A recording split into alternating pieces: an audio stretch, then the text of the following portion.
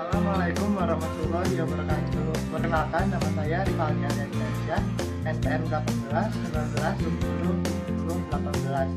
Di sini saya akan menjelaskan mengenai 5 bahan pakan sumber vitamin dan mineral untuk ternak ruminansia dan unggas. Untuk lebih jelas ya, ayo ikutin saya. Berikut merupakan bahan pakan sumber mineral dan vitamin untuk ternak. Yang pertama, bahan pakan sumber mineral yaitu garam dapur atau NaCl. Yang kedua, bahan pakan sumber mineral yaitu cangkang telur. Yang ketiga, bahan pakan sumber vitamin yaitu Vitacik. Yang keempat, bahan pakan sumber vitamin yaitu minyak ikan. Dan yang kelima, bahan pakan ternak sumber vitamin yaitu daun kelor. Saya akan menjelaskan mengenai bahan pakan sumber mineral yang pertama yaitu garam dapur atau NaCl.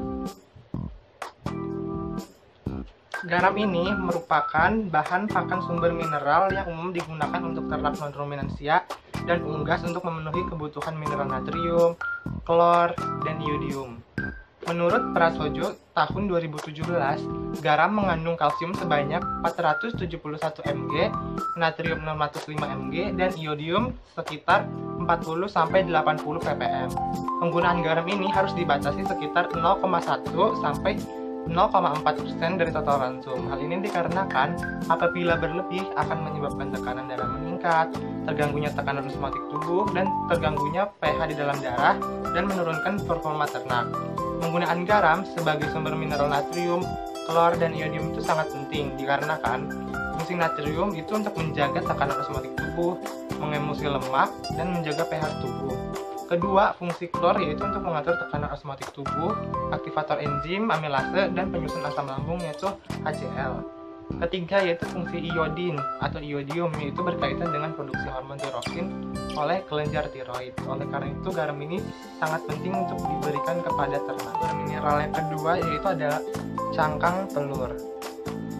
Nah, cangkang telur itu digunakan sebagai bahan pakan ternak non-ruminansia dan unggas yang utama sebagai sumber mineral kalsium.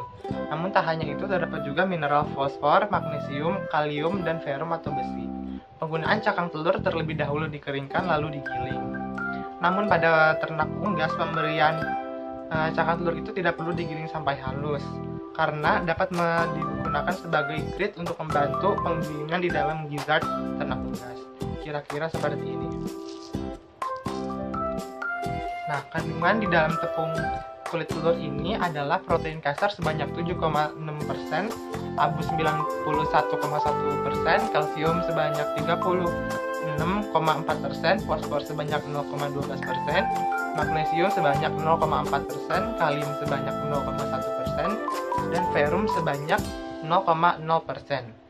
Penggunaan tepung cangkang kulit telur ini harus dibatasi yaitu 0 sampai 0,6% karena apabila berlebih maka akan menyebabkan hyperkalsemia yaitu tingginya kalsium di dalam darah yang berakibat pengerasan arteri, kehilangan nafsu makan, dan kelelahan pada ternak. Pemberian mineral kalsium, fosfor, magnesium, kalium, dan ferrum itu sangat penting dikarenakan apabila kekurangan kalsium maka pertumbuhan melambat, konsumsi pakan menurun, tulang keropos, dan pada unggas itu membuat telur menjadi abnormal seperti cangkang tipis, cangkang keriput, cangkang telur lunak, dan lainnya.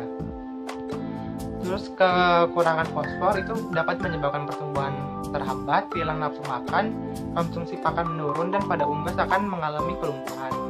Ketiga, itu kekurangan magnesium akan menyebabkan pertumbuhan lambat, penurunan produksi, dan meningkatkan mortalitas atau angka kematian pada ternak. Keempat, kekurangan kalium itu menyebabkan mineralisasi tulang rendah, konversi pakan menurun, dan kelemahan seluruh otot. Kelima, yaitu apabila ternak kekurangan ferrum atau besi dapat menyebabkan kadar oksigen dan hemoglobin di dalam darah itu menurun, anemia, dan terganggunya pertumbuhan bulu pada unggas. Bahan pakan sumber vitamin yaitu Vitacik. Nah, Vitacik ini merupakan multivitamin dan antibiotik yang diberikan untuk unggas, khususnya ayam, yang memiliki fungsi untuk meningkatkan pertumbuhan ayam, mencegah stres, dan meningkatkan daya tahan tubuh terhadap penyakit. Hal ini dikarenakan pada Vitacik itu memiliki sumber vitamin yaitu vitamin A, vitamin D, vitamin E, vitamin K, dan vitamin B kompleks. Nah, kalau komposisi vitamin pada VitaCheck itu tertera di dalam kemasan ini. Yaitu di sini itu dijelaskan mengenai kandungan komposisi dalam 1 kg itu mengandung vitamin A sebanyak 5 juta IU, vitamin D itu sebanyak 500.000 IU, vitamin E itu sebanyak 2.500 IU, vitamin K itu sebanyak 1.000 IU, dan vitamin B kompleks itu sebanyak 7.000 IU atau IU. Penggunaan vitamin C ini itu sudah tertera juga di dalam bungkus, jadi tinggal dilihat saja, yaitu pada umur 0,0 sampai 2 minggu itu pemberian setiap hari dengan takaran 5 gram per 700 liter air minum.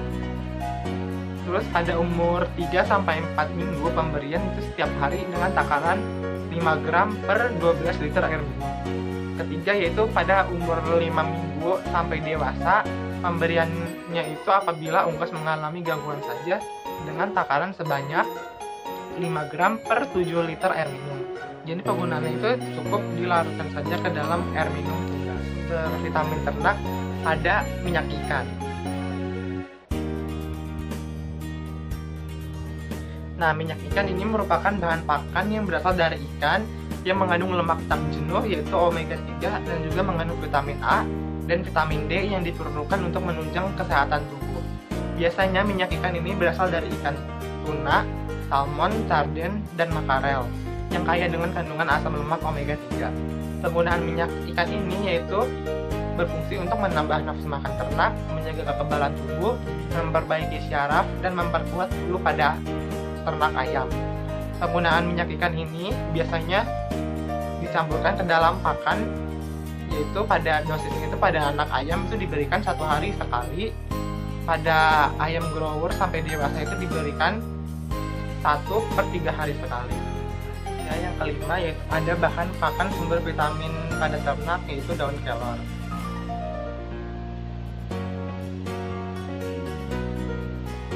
Nah, daun kelor ini biasanya digunakan dalam pakan ternak, namun pada unggas daun kelor harus terlebih dahulu dikeringkan, lalu dihaluskan menjadi tepung. Daun kelor ini digunakan sebagai sumber protein, kalsium, kalium, dan sumber vitamin, yaitu vitamin A, B, C, dan vitamin E. Penggunaan daun kelor ini harus dibatasi yaitu sekitar 2-5% karena di dalamnya itu terdapat zat anti nutrisi berupa saponin, tanin, asam kitat, dan asam oksalat. Daun kelor ini sangat bermanfaat pada ternak non-ruminansia, khususnya unggas karena dapat menurunkan tingkat stres pada ayam puyuh serta ayam. Kedua itu mengurangi kadar lemak pada tubuh unggas, dan yang ketiga itu meningkatkan kinerja jantung. Hal ini dibuktikan oleh penelitian yang dilakukan oleh Siska Irajo et al. Tahun 2020 dalam jurnal yang berjudul Pemanfaatan Daun Kelor atau Moringa oleifera terhadap kualitas pertumbuhan ayam kampung unggul Balit Batang di Jayapura, Papua.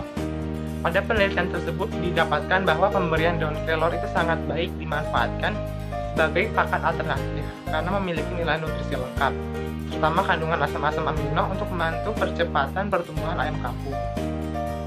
Selain itu, penambahan tepung daun kelor sebanyak 5% pada pakan ayam kampung memberikan pengaruh yang nyata terhadap penampilan pertumbuhan ayam, meliputi rata-rata bobot akhir badan ayam, pertumbuhan bobot badan, konsumsi pakan, dan memperbaiki konversi pakan. Jadi, bahan pakan sumber vitamin yaitu VitaCheck, minyak ikan, dan daun kelor itu sangat bermanfaat untuk ternak non-ruminansia seperti kuda, babi, kelinci, dan unggas, dikarenakan itu mengandung vitamin A yang berfungsi membantu proses metabolisme tubuh, mencegah antaksia pada ayam, dan memelihara organ penglihatan.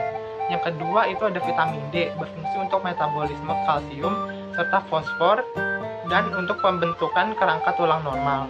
Yang ketiga itu ada vitamin E, berfungsi untuk pertumbuhan embrio normal, meningkatkan fertilitas, dan pada unggas sebagai sumber antioksidan utama. Yang keempat itu vitamin K, berfungsi untuk membantu pembekuan dan pembentukan protrombin di dalam darah. Yang kelima yaitu ada vitamin C yang berfungsi membantu metabolisme sel, sintesis kolagen, pembentukan jaringan ikat, dan sintesis kolagen. Yang keenam itu ada vitamin B kompleks yang berfungsi sebagai koenzim dan membantu dalam metabolisme nutrisi. Tetapi bahan-bahan pakan tersebut, yaitu sumber vitamin, tidak boleh berlebih, dikarenakan itu dapat menyebabkan hipervitaminosis atau kelebihan vitamin dan bersifat toksik. Karena itu dapat menghambat metabolisme tubuh, menurunkan konsumsi pakan, mengganggu sistem saluran pencernaan, dan lain sebagainya. Demikian penjelasan dari saya mengenai 5 bahan pakan sumber vitamin dan mineral. Kurang lebihnya mohon maaf. Wassalamualaikum warahmatullahi wabarakatuh.